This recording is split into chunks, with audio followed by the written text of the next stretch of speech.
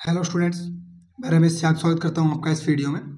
आज हम पढ़ने वाले हैं समांतर श्रेणी एक्सरसाइज नंबर 5.3 के प्रश्न संख्या 4 से आगे वाले प्रश्न। इससे पहले वाले वीडियो में हमने प्रश्न संख्या 3 तक सॉल्व कर लिए हैं, तो जिस भी विद्यार्थी को वीडियो देखना हो लिंक डिस्क्रिप्शन बॉक्स में मिल जाएगी, आप चैनल पर जाके आराम से देख सकते हो। आज हम स्टार्ट करेंगे प्रश्न संख्या 4। प्रश्न संख्या 4 में कहा गया है 636 योग प्राप्त करने के लिए एपी 9, 17, 25 के कितने पद लेने चाहिए। यानी हमें योग कितना प्राप्त करना है, 636 प्राप्त करना है, और एपी हमारे पास क्या है 9, 17, 25। तो इसके कितने पद लेने पड़ेंगे ताकि उनका योग 636 बन जाए। तो अपने पास जो दिया है वो लिख लेते हैं। पहले तो एपी क्या दिया है हमें, एपी दी है 9, 17, 25 और ये आगे तक चल रही है ऐसे। अब इसका प्रथम पद क्या हो जाएगा, ए बराबर कितना बन जाएगा 9, और डी बराबर ज्ञात कर लेते हैं।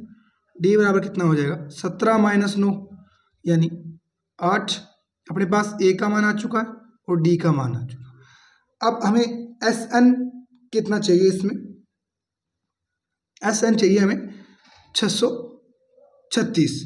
तो कितने पद लेने हैं, यानी हमें एन का मान क्या करना है, ज्ञात करना है। एस एन कितना दिया हुआ है 636, और पदों की संख्या क्या करनी होगी, हमें ज्ञात करनी होगी।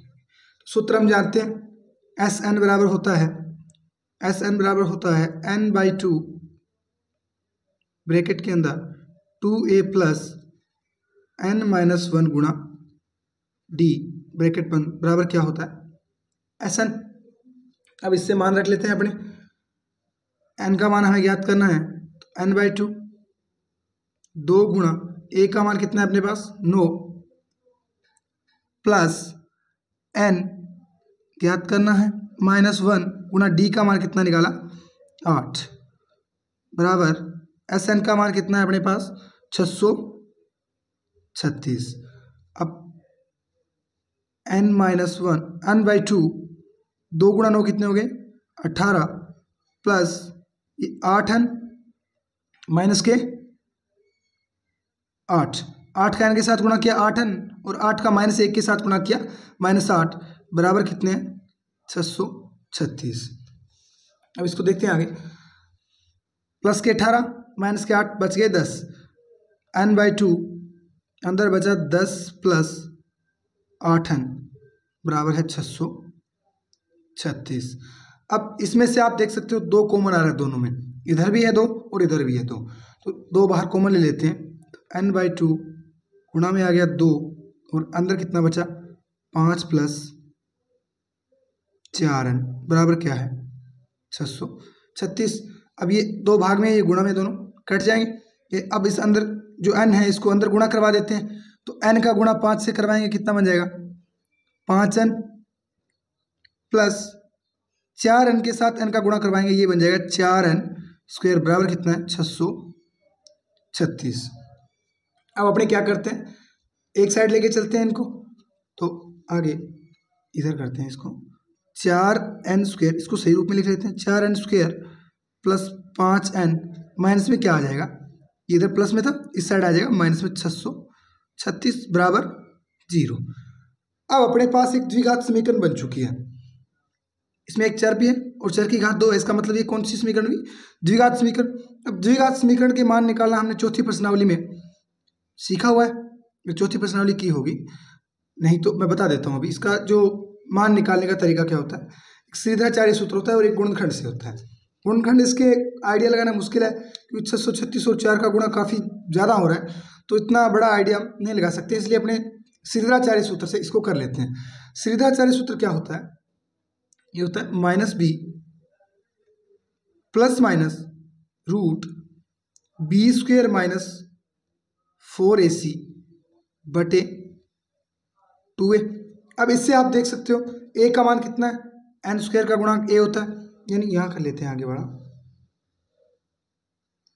इन a का मान कितना है, इसमें a का मान 4, b का मान 5, a का मान 4, b का मान 5 और c का मान -636, c बराबर -636। 36। अब दिखाता हूँ ऊपर वाला, देखिए लिख लिया मैंने इससे a का मान, b का मान और c का मान। अब अपने इसको सूत्र में रख देते हैं। सूत्र क्या था, माइनस b का मान कितना है 5 minus b plus minus root के अंदर b स्क्वायर यानी 5 का स्क्वायर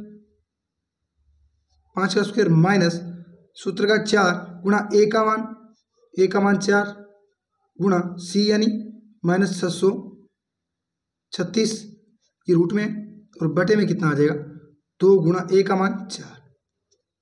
अब इसको हल कर लेते हैं आगे, -5 प्लस माइनस इसको गुणा करो 5 का स्क्वायर 25 माइनस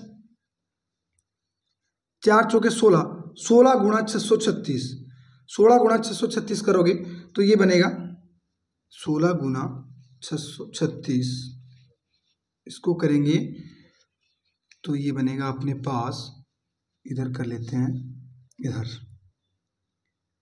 636 ये माइनस का है, इसके गुणा में कितना 16 गुणा कर लेते हैं 6 36 6 18 और 3 21 असल लगी 2 6 36 और 2 38 और नीचे आ जाएगा 1 का गुणा करेंगे 636 जोड़ लेते हैं 6 और 1 7 8 और 3 11 का 1 असल लगी 1 6 3 9 और 1 10 यानी ये आ जाएगा 10,176।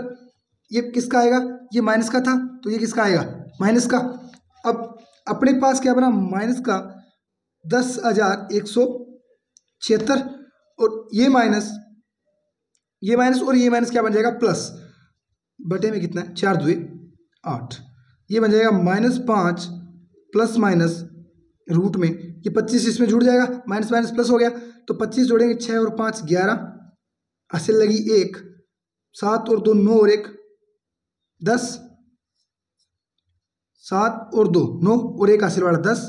अब हासिल लगी 1 और 1 हासिल 2 0 का 0 और 1 ये अपने पास रूट में कितना आ गया 10,201 बटे में कितना है 8। अब आपको क्या करना है -5 प्लस माइनस ये 10,201 इसका आप रूट करोगे तो ये बनेगा 101 गुणा 101। आप करके देख सकते हो 10,201 को गुणनखंड करोगे तो इसमें 101 का भाग जाएगा, वो भी 101 बार बटे में क्या है 8। जब भी 2 का जोड़ा बन जाता है रूट से बाहर आ जाता है, इसलिए अपने पास क्या बन गया -5 प्लस माइनस 101 बटे में क्या है 8। अब एक बार प्लस का लेते हैं एक बार माइनस का लेते हैं, अपने पास 2 गुणनखंड आ जाते हैं। पहले माइनस का लेते हैं इधर तो -5 माइनस 101 बटे में क्या 8 और इधर लेते हैं अपने -5 प्लस का 101 बटे में 8 ये माइनस के 106 बन गया बटे 8। माइनस में पदों की संख्या नहीं हो सकती तो अतः ये मान तो हो नहीं सकता, ऋणात्मक पद नहीं होते हैं। और ये कितना बन जाएगा इधर माइनस के 5 है प्लस के 101 है, ये बचेंगे प्लस के 96 बटे में 8। 96 में 8 का भाग दोगे तो n बराबर कितना बन जाएगा 12 12 8 96 होते हैं। अतः इसमें टोटल पद कितने लेने होंगे हमें, अतः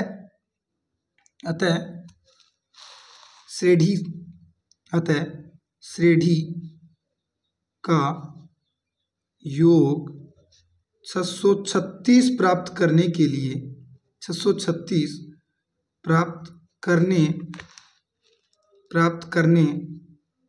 के लिए हमें 12 पद लेने होंगे। तो प्रश्न संख्या 4 हल कर लिया हमने। इसमें क्या कहा गया था कि हमें 636 योग चाहिए और श्रेणी हमें दी गई थी 9 17 25। इस श्रेणी के कितने पद लेने होंगे ताकि अपने पास योग कितना आ जाए 636 आ जाए। तो अपने क्या करते हैं, अपने पास जो दिया हुआ है वो लिख लेते हैं और उसके बाद अपने पास सूत्र है SN बड़ा n/2 2a प्लस n-1 इस सूत्र में जो मान दिया है वो रख लेते हैं और जो मान नहीं है उसकी जगह वह खुद रख लेते हैं। जैसे n हमारे पास नहीं था तो n की जगह n रख लेते हैं और अपने पास एक द्विघात समीकरण प्राप्त हो जाती है। द्विघात समीकरण को हल करने के 2 तरीके होते हैं, तो गुणनखंड द्वारा यानी मध्यपद विभाजन द्वारा, या तो आप मध्यपद के 2 ऐसे टुकड़े करो जिनका जोड़ तो जो मध्यपद है वो बन जाए और गुणन है वो प्रथम पद और जो अचर पद है उसका गुणनफल के बराबर बन जाए, या तो वो करो या फिर श्रीधराचार्य सूत्र। और श्रीधराचार्य सूत्र क्या होता है, minus B plus minus root B square minus 4ac बटे 2a। अब अपने पास ये आसान तरीका है, इससे a b c के मान लिख लेते हैं और फिर इसको हल कर लेते हैं। तो अपने पास क्या बनेगा, एक पद ऋणात्मक आएगा और एक धनात्मक आएगा। पदों की संख्या ऋणात्मक नहीं हो सकती, पदों की संख्या ऋणात्मक नहीं हो सकती। -3 4 ऐसे पद होते हैं क्या कभी? पदों पर ऐसा मान आ सकता है। तीसरा पद हो सकता है -4 हो, लेकिन माइनस तीसरा पद नहीं, संभव नहीं है ऐसा। तो माइनस वाला तो नहीं होगा, ये छोड़ देंगे हम। और इधर अपना बचता है 96 बटे 8, 12 8 96 होते हैं, अतः n का मान अपना कितना आ जाएगा, 12 आ जाएगा। अब अपने चलते हैं प्रश्न संख्या 5 की तरफ। प्रश्न नंबर 5 में हमें क्या कहा गया है, देख लेते हैं। प्रश्न नंबर 5, प्रश्न नंबर 5 यही है। प्रश्न संख्या 5 में हमें कहा गया है, किसी एपी का प्रथम पद 5, अंतिम पद 45 और योग 400 है। पदों की संख्या और सार अंतर ज्ञात की, यानी हमें n ज्ञात करना है और d ज्ञात करना है। तो सबसे पहले देख लेते हैं दिया हुआ क्या है हमें।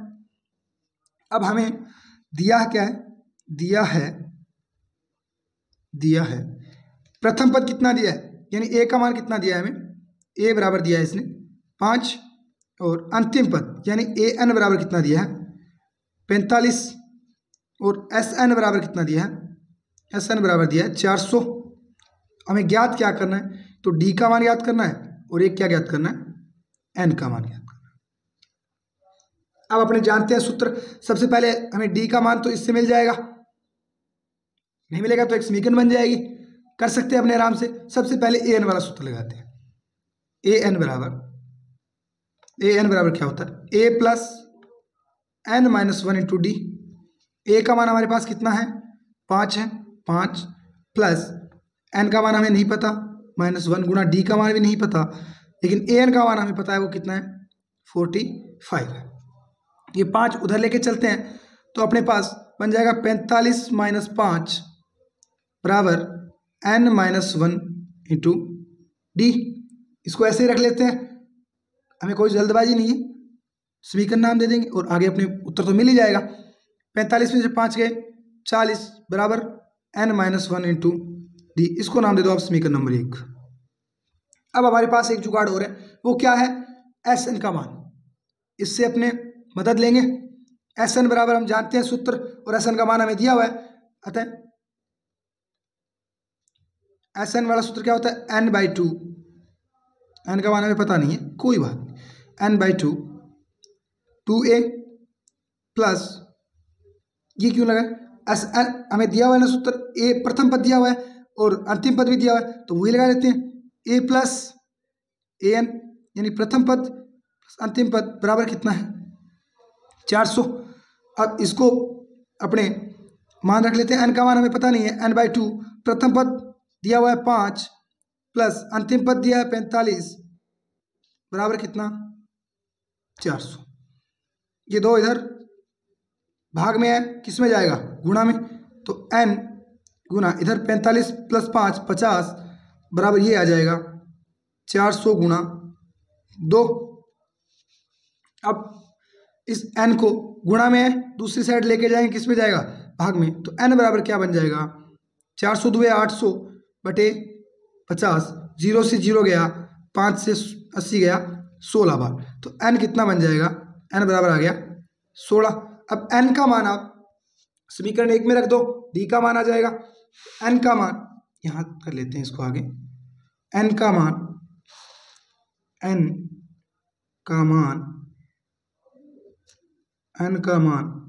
समीकरण 1 में रखने पर रख देते हैं। समीकरण 1 क्या थी अपने पास, 40 बराबर n माइनस 1 इंटू डी। इसमें रख देते हैं मान 40 बराबर n का मान कितना निकाला हमने, 16 माइनस 1 गुणा में डी, 16 में से 1 गए 15, यानी 15d बराबर कितना है, 40। ये 15 इधर गुणा में है, दूसरी साइड आएगा भाग में, तो क्या बन जाएगा अपने पास, d बराबर 40 बटे 15, और इसमें भाग देंगे 5 का दोनों में जा रहा है, कितनी बार जाएगा, 5 का जाएगा इसमें 8 बार, और इधर 5 का कितनी बार जाएगा, 3 बार, तो अपने पास d का मान कितना आ जाएगा, 8/3 हमें ज्ञात करना था सार्वंतर और n की संख्या यानी पदों की संख्या, तो हमने ज्ञात कर ली है। इसमें सार्वंतर कितना आया 8/3 और n का मान कितना आया 16। प्रश्न नंबर 5 में जो कहा गया था भी प्रथम पद हमें दिया था 5 और अंतिम पद दिया था 45 और पदों का योग दिया था 400। अब हमारे पास एक सूत्र होता है an वाला, उससे हमने पहले एक समीकरण प्राप्त कर ली और उस समीकरण के बाद हमें पता था भी इन पदों का योग है वो 400 है।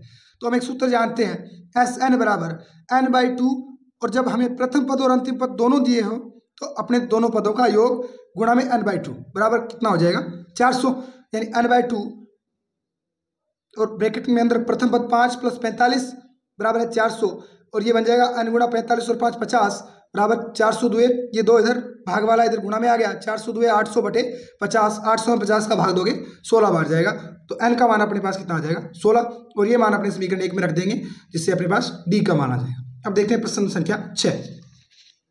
प्रश्न नंबर 6 में हमें कहा गया किसी एपी के प्रथम और अंतिम पद क्रमशः 17 और 350 है, यदि सार्वअंतर 9 है तो इसमें कितने पद हैं और इनका योग क्या है। प्रश्न में कहा गया है कि एपी के प्रथम पद 17 है और अंतिम पद 350 है और सार्वअंतर 9 है। अब हमें दिया है वो लिख लेते हैं पहले। दिया है प्रथम पद a बराबर कितना दिया है 17 और अंतिम पद यानी an बराबर कितना दिया है 350, d बराबर दिया है हमें 9। तो हमें ज्ञात करना है n का मान और Sn का मान। सबसे पहले अपने an दिया हुआ है सूत्र लगा लेते हैं, a + n-1 इंटू d बराबर an। a का मान अपने पास कितना है 17 प्लस n का मान ज्ञात करना है -1 गुणा d का मान कितना है 9 बराबर an का मान कितना है 350। अब 17 इधर प्लस में है, दूसरी साइड माइनस में आएगा तो n-1 गुणा 9 बराबर 350 - 17 n-1 बराबर 350 में से 17 गए, 350 में से 10 गए 340 और उसमें से 3 गए 307 गए 333 बटे ये 9 गुणा में था, इधर भाग में आ जाएगा। अपने भाग दे लेते हैं, 333 में 9 का भाग करके देखते हैं कितनी बार जाता है। 333 में 9 का भाग दोगे 9 × 3 = 27, बचा कितना 6, 9 × 3 = 27, बचे कितने 6 63, 9 × 7 = 63 और बराबर क्या है n-1। अब ये 1 माइनस में है, दूसरी साइड प्लस में आएगा तो n बराबर कितना बन जाएगा 37 और 1 38। n का मान अपने पास आ चुका है। अब अपने को क्या करना है, इसमें जितने पद हैं उनका योग करना है। तो n का मान 38 आ गया, अतः हमें ज्ञात क्या करना है S38। तो S38 बराबर क्या हो जाएगा S38 बराबर 38/2, n का मान 38, n/2 यानी 38/2, 2 गुणा a का मान कितना है 17 प्लस नहीं वो सूत्र लगा लेते हैं a + an वाला, यानी ये झमेला नहीं रखना हमें, a + an वाला लगाते हैं। तो a का मान कितना है अपने पास 17 प्लस an का मान कितना है 350, 38/2 यानी 19 गुणा 317 प्लस 350 367। अब इसको गुणा कर लेते हैं, इसको गुणा करेंगे तो ये बन जाएगा 19 साते कितने होते हैं 19 साते होते हैं 133, 3 असल लगी 13, 19 × 6 = 114 और 10 124 और 3 127, 7 असल लगी 2, 19 × 3 = 57 और 2 19 × 3 = 57 और 2 कितने हो गए नहीं 19 साते 133 असल लगी 13 और 19 × 6 = 114 और 10 24 और 3 27, 7 असल लगी 12, असल कितनी आई 12 आई। 19 × 3 = 57, 57 और 10 67, 67 और 3 67 और 2 69। आप गुणा करना आराम से आ जाएगा, कोई दिक्कत नहीं है। तो S38 का मान कितना आएगा अपने पास 6973। 6973 बन जाएगा। अब देखते हैं प्रश्न संख्या 7। प्रश्न संख्या 7 में हमें दिया गया है, उस एपी के प्रथम 22 पदों का योग ज्ञात कीजिए जिसमें d बराबर 7 हो और 22वां पद 149 हो। अब इसमें हमें n का मान भी दिया है, d का मान भी दिया है और 22वां पद भी दिया है। तो अपने क्या कर सकते हैं, यानी अंतिम पद भी हमें दिया गया है, 22वां पद योग ज्ञात करना है, a का मान ज्ञात करना है सिर्फ और सिर्फ। वो किससे कर लेंगे, सबसे पहले हमें दिया है d बराबर कितना दिया है 7 और a 22 बराबर कितना दिया है हमें 149 और हमें ज्ञात क्या करना है s 22 ज्ञात करना है। s 22 के लिए हमें प्रथम पद की आवश्यकता पड़ेगी, तो प्रथम पद अपने ज्ञात कर लेते हैं। a 22 बराबर क्या होगा, a 22 बराबर a प्लस 21d यानी n माइनस 1, 22 में से a गया 21d। अब a 22 का मान हमारे पास कितना है 149 और a का मान हमें ज्ञात करना है प्लस 21 गुणा d का मान कितना है 7। तो a बराबर कितना आ जाएगा, a प्लस 21 7 147 बराबर कितना है 149। अब ये 147 उधर जाएगा माइनस में, यानी a बराबर बन जाएगा 149 माइनस 147। तो a बराबर कितना बचा 2। अब अपने पास प्रथम पद आ चुका है, अंतिम पद दिया हुआ है। अब हमें ज्ञात करना है s 22, इधर कर लेते हैं, काफी पेज पड़ा। s 22 बराबर क्या बन जाएगा 22/2 और प्रथम पद 2 प्लस अंतिम पद कितना है 149। 11 2 22 होते हैं, यानी 22 में 2 का भाग दोगे 11 बार जाएगा गुणा 149 और 2 151। 11 का गुणा कर लो, 11 एकम 11 80 लगी 1, 11 5 55 और 1 56 का 6 80 लगी 5, 11 एकम 11 और 5 16। तो s 22 बराबर कितना आ जाएगा अपने पास, s 22 बराबर आ जाएगा 1661। अब देखते हैं प्रश्न संख्या 8। प्रश्न संख्या 8 में क्या दिया गया हमें, उस एपी के प्रथम 51 पदों का योग ज्ञात कीजिए जिसके दूसरे और तीसरे पद क्रमशः कितने हैं 14 और 18। अब हमें ना तो प्रथम पद दिया गया है ना डी दिया गया है, सिर्फ हमारे पास कितना है n का मान है, वो कितना है 51 है। n का मान कितना है 51 है। तो सबसे पहले हमें क्या करना होगा, इसमें दिया क्या क्या है, दूसरा पद दिया है। सबसे पहले तो Sn ज्ञात करना हमें, S51 ज्ञात करना हमें, और दिया हमें है A2 यानी दूसरा पद कितना होता है a प्लस डी होता है, वो हमें कितना दिया है 14। और एक दिया है तीसरा पद, वो होता है A3 बराबर a प्लस 2d, वो कितना दिया है 18 दिया है।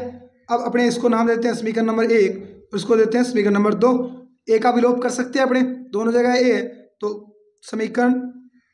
समीकरण 2 माइनस समीकरण 1, क्योंकि इससे हमारे पास d का मान आ जाएगा और फिर हम इससे a का मान ज्ञात कर सकते हैं। समीकरण 1, समीकरण 2 क्या थी a प्लस 2d बराबर 18 और ये थी a प्लस d बराबर 14। घटाने हैं तो निशान माइनस कर दो, plus a minus a 0, 2d में से 1d जाएगा, d बचेगा, 18 में से 14 जाएगा, 4 बचेगा। अतः हमारे पास d का मान कितना आ चुका है 4 आ चुका है। अब d का मान समीकरण 1 में रख देते हैं, अतः d का मान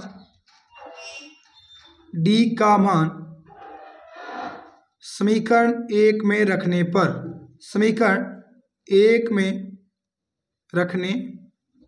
समीकरण 1 में रखेंगे, समीकरण 1 था a प्लस डी का मान कितना 4 बराबर 14।